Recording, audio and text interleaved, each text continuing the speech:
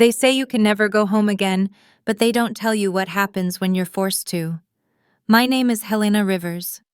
5 years ago, my family sacrificed me on the altar of my perfect sister's image. Tonight, I'm back in my hometown for my grandmother's birthday, parked outside the lodge, and the air is thick with judgment. My sister, the town's beloved angel, has hired investigators to publicly ambush me, to expose me as a fraud. She thinks she's about to destroy me. But there's a secret. The investigation she started, it found a different target, and the trap she set is about to snap. Like, share, comment, and subscribe to our channel. We always appreciate the time you spent here with us.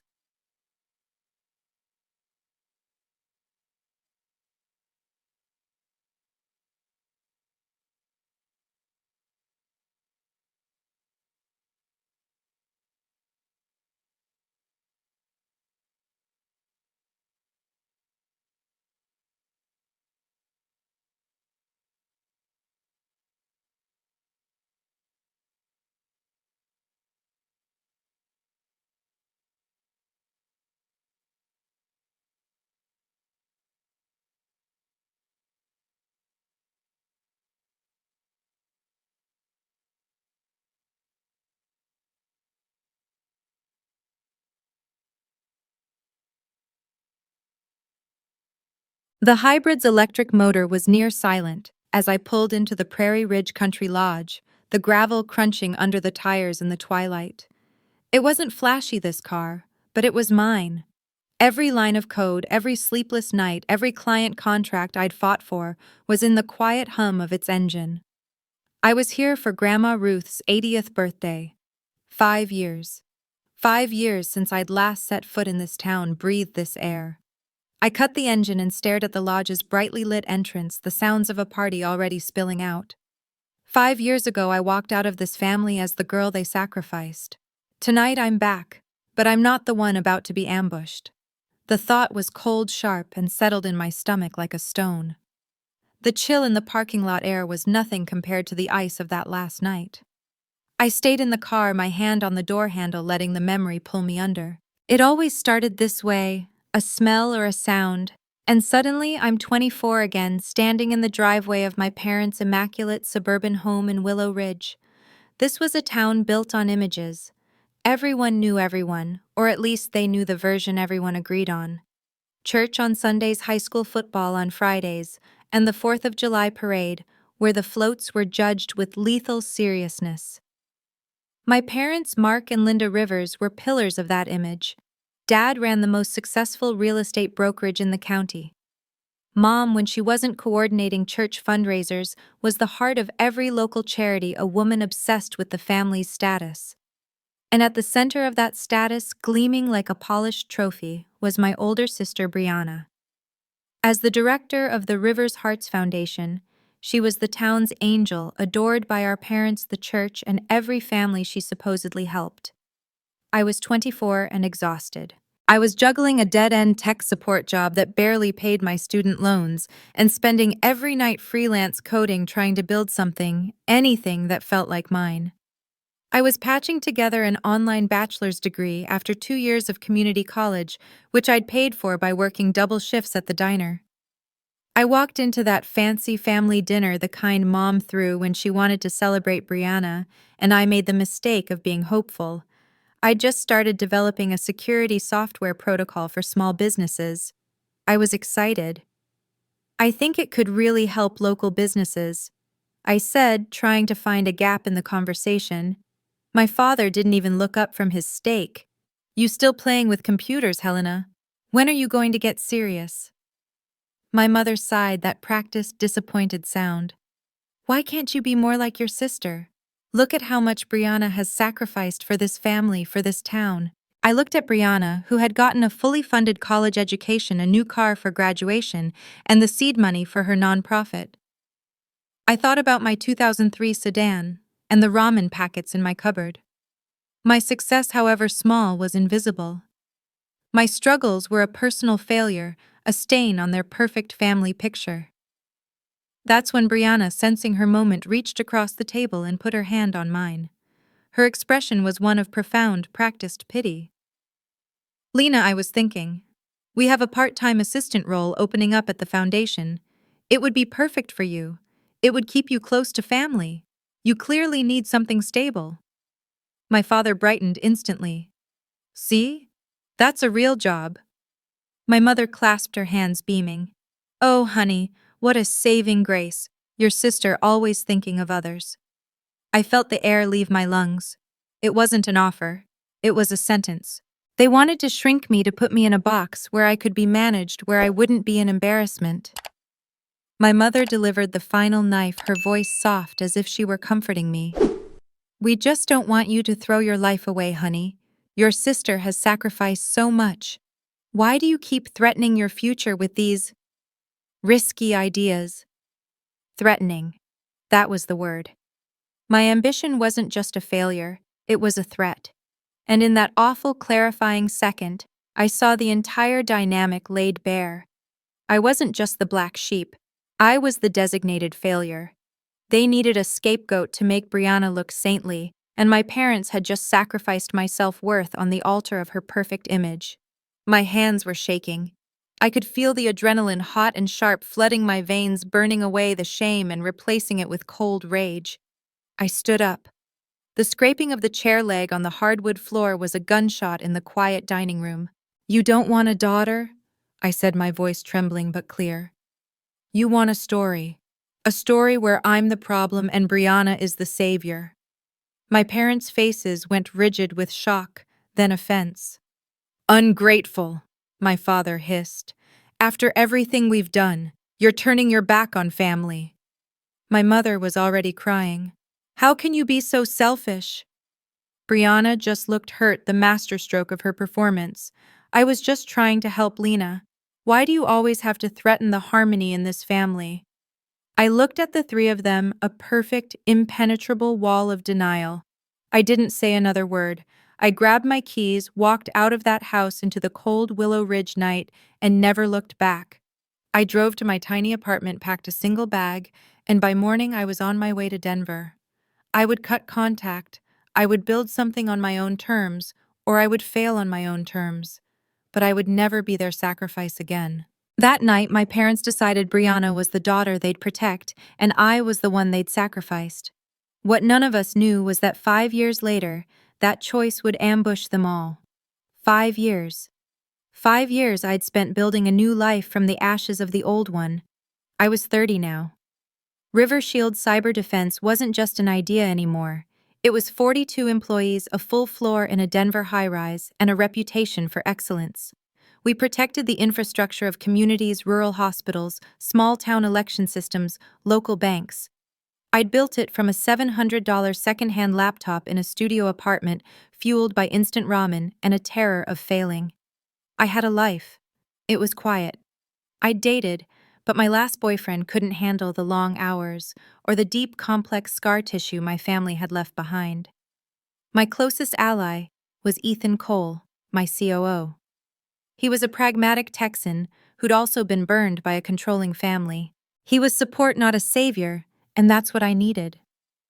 I was standing in my office looking out over the city as the afternoon light faded when my phone buzzed. A name I hadn't seen in months, Naomi Carter, my cousin. The one person back home who never treated me like a pariah. The text was short. Brianna is planning something big for Grandma Ruth's party. She said she's going to expose the truth about you. The air left my lungs. That old familiar panic surged, the feeling of being cornered, of being emotionally ambushed by my family all over again. My palms were sweating. What truth? I typed back, my fingers clumsy. Naomi's reply came in a flood of messages. Brianna had been telling everyone I was a fraud, that my company was a lie, that I was scamming investors and threatening to destroy the family's good name. The final text made my blood run cold. She bragged she hired people to dig up the truth. Lena, be careful. I forwarded the screenshots to Ethan and met him in the conference room. He was already standing by the window, the manila folder on the table between us. Hartwell and Dawson investigations. Ethan said, his voice flat. He'd already looked into them. The investigators your sister hired are legit. High-end ex-FBI known for financial forensics. They aren't smear job artists. He slid the folder toward me, which is why this just went sideways. In investigating you, they followed the money, and they found irregularities. I stared at the folder, my heart hammering. What irregularities? Not in your life, Ethan said. In hers. I opened it. It wasn't about me at all. It was about the Rivers Hearts Foundation. Spreadsheets, bank transfers, dummy corporations. Hundreds of thousands of dollars in donations were missing. Fake expenses for community programs that never happened. And then the real gut-punch luxury purchases. An SUV, vacations all routed through the charity. And a $30,000 withdrawal from the Rivers Family Trust, an account Grandma Ruth had set up for medical emergencies only.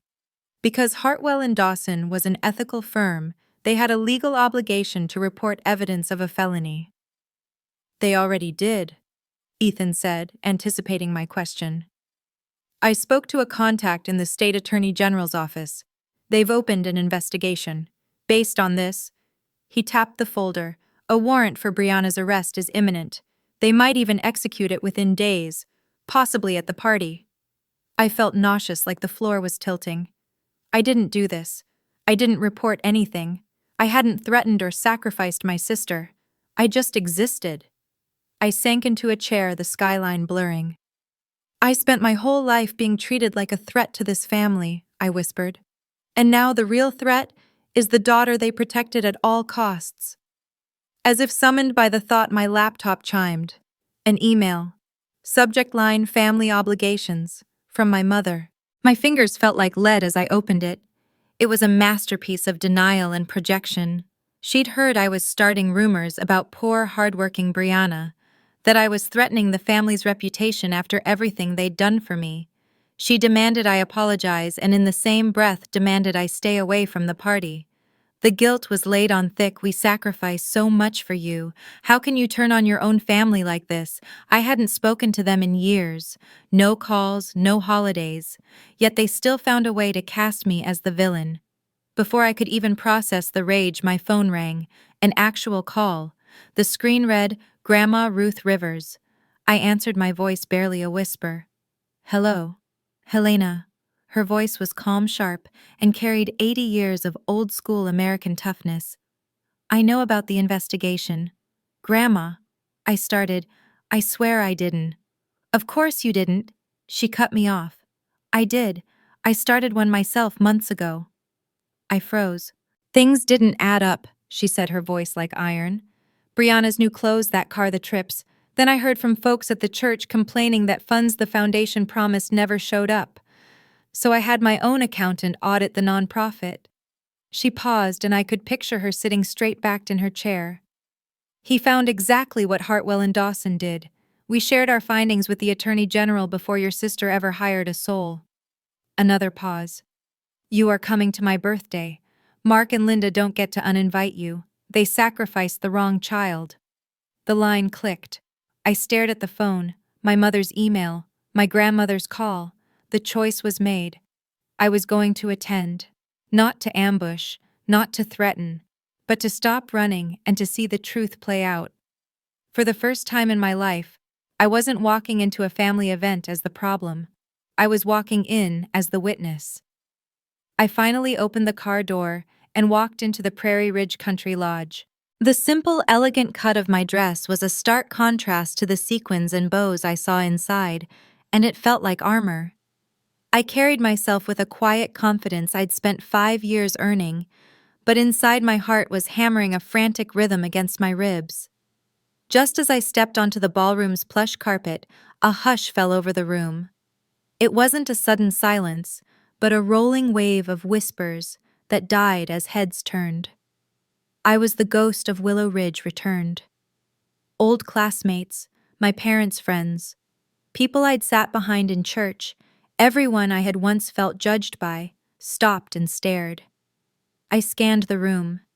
I spotted my parents at a front table, their backs rigid. My father was staring at his napkin.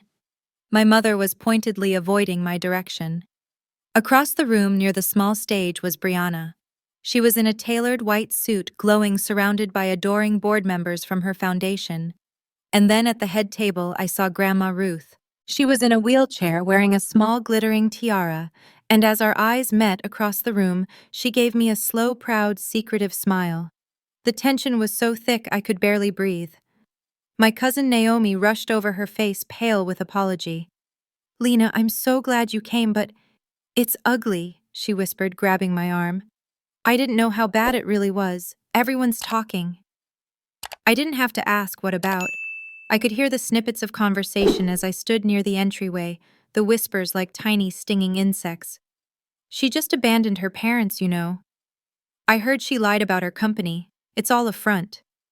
Brianna's sacrificed so much for this town, and that one just—" I felt the old hot urge to defend myself, to plead with them. I didn't threaten anyone. I just left.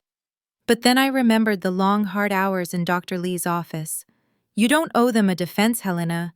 You don't have to set yourself on fire to keep them warm." I took a slow breath, uncrossed my arms, and simply stood my ground. After the cake cutting, Brianna took the microphone, her voice smooth and practiced as it filled the room. She started with a gushing tribute to Grandma Ruth, then her tone shifted, hardening almost imperceptibly. "In a family, we make sacrifices," she said, her eyes sweeping the room, "for the good of everyone." Her gaze flickered to me standing by the back wall. "But some people in this family have threatened to tear us apart." A few people gasped, turning to stare at me openly. "While your parents sacrificed everything, you turned your back on them," she continued, her voice dripping with manufactured pain. "Success is hollow if it means abandoning family." She smiled, then a tight, condescending smile. "I'd like to introduce someone we haven't seen in a long time. My sister Helena," she said, gesturing to me, "who claims to run a big tech company." The mockery was clear. The doubt was planted. The entire room was waiting for me to snap, to cry, to be publicly humiliated. They were all waiting for the ambush. Brianna reached down to a small table beside the podium, her hand hovering over a thick manila folder, no doubt filled with her cherry-picked out-of-context proof. But just as her fingers grazed the folder, the main ballroom doors swung open, banging hard against the walls. The music cut off. Every head turned. Two men in suits, exuding an aura of federal authority, and a local sheriff's deputy I recognized from high school, stepped inside. The room went bone silent. The lead investigator, a tall man with a face that had seen everything, scanned the crowd and locked onto the stage. "Helena Rivers," he called out, his voice sharp and void of emotion. Brianna froze, her hand still on the folder. She smiled uncertainly, the microphone still live. "Yes." The investigator took 3 steps forward. "You're under arrest for embezzlement and fraud involving the Rivers Hearts Foundation and the Rivers Family Trust." A woman in the front row dropped a champagne glass, the sound of it shattering, echoing the complete break in the room's reality. My sister, the golden child, was being ambushed in the very moment she was trying to ambush me. As the deputy moved to the stage and the handcuffs clicked, Brianna finally broke. "This is a mistake," she shrieked, her voice pitching high with panic. "She did this. Helena did this to me. That was their cue. My parents, their faces broken and twisted with rage, rushed toward me, not the stage." "How could you do this?" my father roared, jabbing a finger in my face. "She sacrificed everything for this family, for this town, and you just—" He was speechless with fury. My mother was sobbing, but her tears were made of acid. "You've always been jealous. You'd threaten your own sister with prison just to feel important." I opened my mouth, the old defense rising, but I stopped. There was nothing I could say that they would ever believe. "Give me that!" Grandma Ruth's voice, though physically shaky, was amplified by the microphone the deputy had handed her. The room went silent again, this time in reverence. "I know you're all confused," she said, her sharp eyes scanning the shocked faces. "But Helena did not report anything. I did." She let that land. "I hired auditors months ago. I discovered that Brianna had stolen hundreds of thousands of dollars from the charity, and she stole $30,000 from my personal medical fund." A collective gasp filled the room. Your parents, she said, looking straight at my mother and father, sacrificed the wrong daughter. They protected the threat and punished the one who walked away. The energy in the room didn't just shift. It shattered and reformed. People were looking at me now, not with judgment, but with dawning, horrified understanding.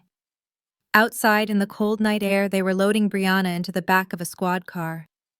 I had stepped out needing to breathe, and I was standing near the door as she passed. Our eyes met through the car window. Her face was a mask of pure rage, betrayal, and animal panic. I looked back, and all I felt was a deep, profound sorrow and a sudden, sharp clarity. There was no triumph, no gloating. This wasn't my revenge. This was just consequences. I stepped away from the lodge, the muffled party music a strange backdrop to the flashing blue lights. For years, my parents told everyone I'd sacrificed the family. But tonight, the truth finally showed who the real threat was. The weeks after the party were a blur of ugly headlines. Brianna was formally charged, and the local news, which had once celebrated her as a saint, now feasted on the details of her fall.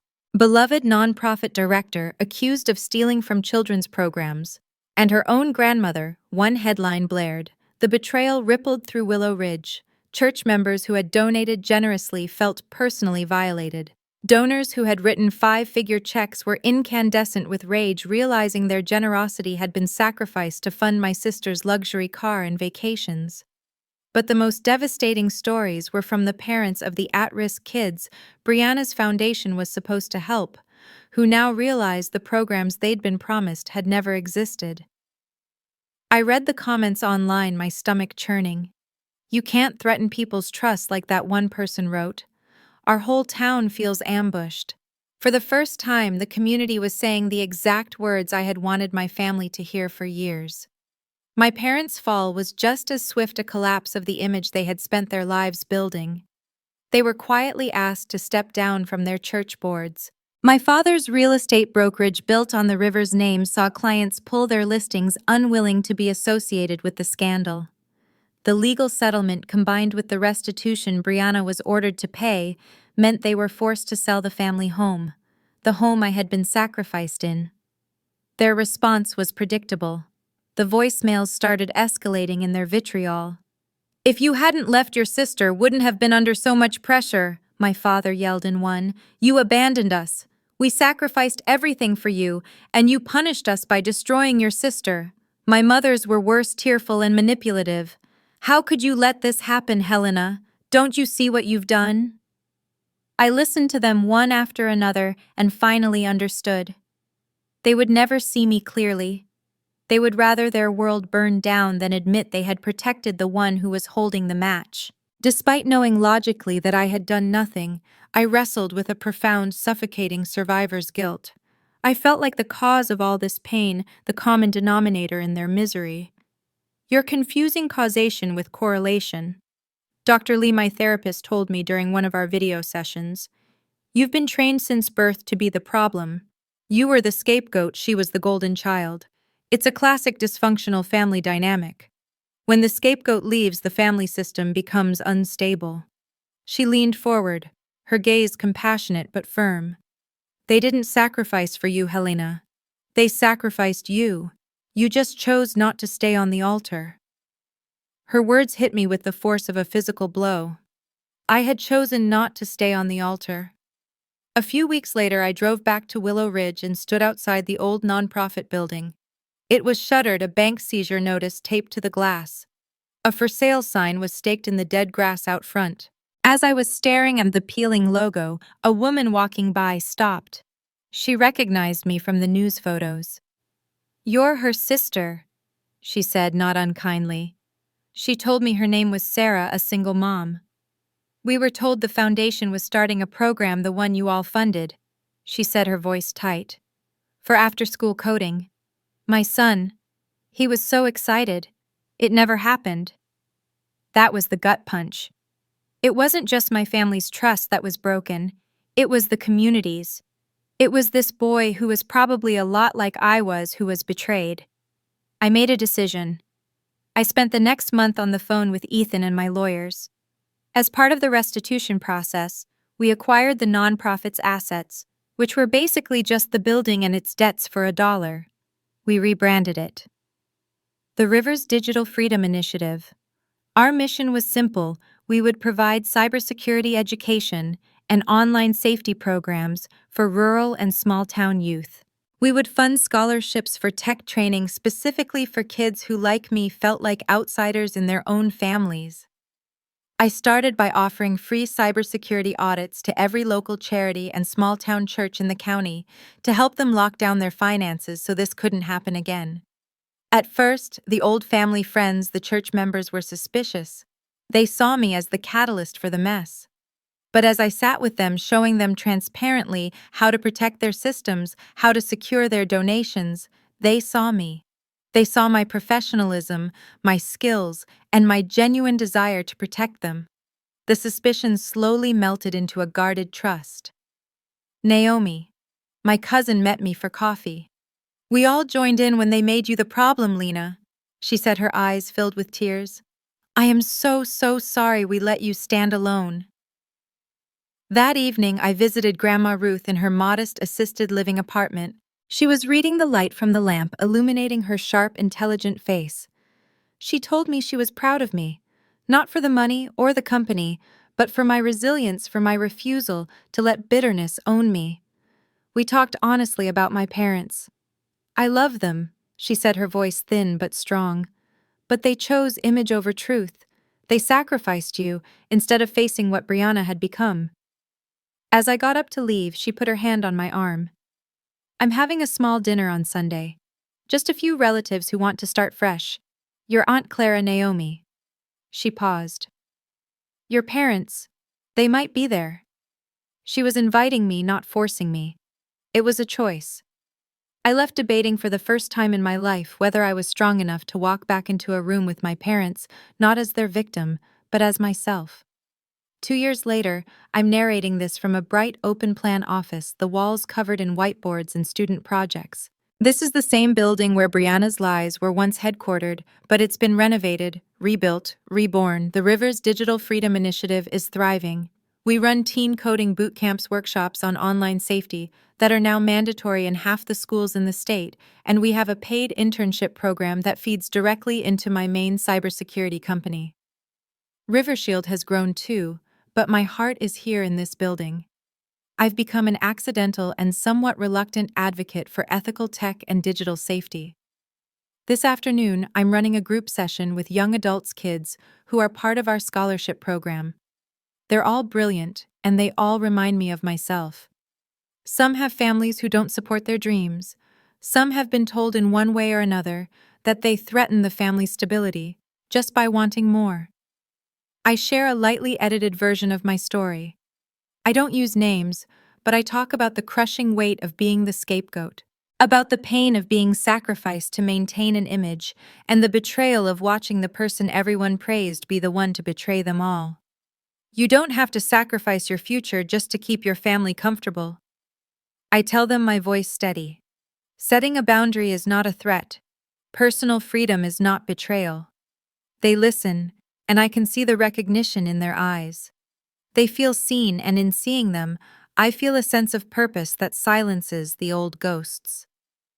My parents now live in a small rental apartment across town. The big house was sold to cover the restitution and legal fees. Brianna served 18 months and is out on parole living with them, a fact I learned from Naomi. My parents still occasionally reach out. The emails are laced with the same old guilt, the same old threats. "One day you'll regret this. You owe us. We sacrificed everything so you could succeed." As I'm sitting in the workshop, an email from my mother pings on my laptop.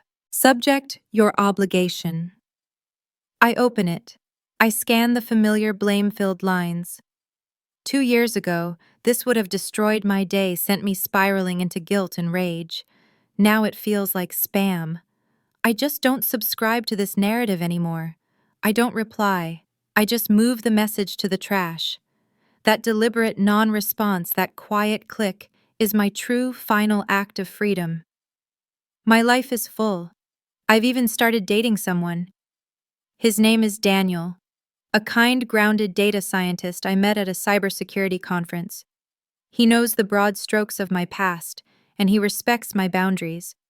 He isn't trying to save me or fix my family. Our relationship isn't the solution to my pain, it's just a healthy, happy addition to the life I built for myself. On Sunday, I visit Grandma Ruth. She's 82 now, frailer, but her mind is as sharp as a diamond. We share a slice of apple pie in the facility's quiet dining room. You know, she says, dabbing her mouth with a napkin, your parents still talk like you ambushed them, like you set the whole thing up. I look at her, the woman who started it all with a single audit, and I smile. The truth ambushed them, Grandma, I say calmly. I just stopped standing in front of it. She's quiet for a moment, her old eyes searching my face. Then she reaches across the table and squeezes my hand, her grip surprisingly strong. I'm proud of you, Helena Rivers, she says, her voice thick. Not for the company, not for the money, for the courage. And I feel those words land in the exact place where the old wound used to be, and for the first time it doesn't hurt. Driving home that night, the sunset painting the sky in shades of orange and violet, I reflect on it all. For so long, I was the child sacrificed to keep a fake image alive. I thought I had to spend my life proving my worth to the very people who tried to destroy it. But I see it differently now. I shifted from begging for my family's approval to using my skills to protect my community. People, I think, often misunderstand revenge. They think it's about making someone else hurt the way you did. But real revenge, if you can even call it that, is building a life so full and so strong that their power over you simply evaporates. I pull into the parking lot of my building, and as I walk to the door, I can hear laughing from the teen boot camp room. My staff waves as I pass. They're my family, the one I chose, the one who shares my battles. I think of 3 words. Family, not just who shares your blood, but who shares your values. Resilience, the quiet act of getting up when your own parents threaten your dreams. Freedom, the choice to walk away when staying means sacrificing yourself ever again. My parents sacrificed me to protect a lie. I chose to sacrifice the lie to protect the truth, and in the end, that's the only family I ever really needed. With her past finally put to rest, Helena proved that true strength isn't about revenge, but about rebuilding. What part of her story resonated with you the most? Let us know in the comments below. We read every single one of your thoughts. Be sure to subscribe for more stories of justice and resilience. Thank you for listening. This has been a story from Revenge Hour. We'll see you next time.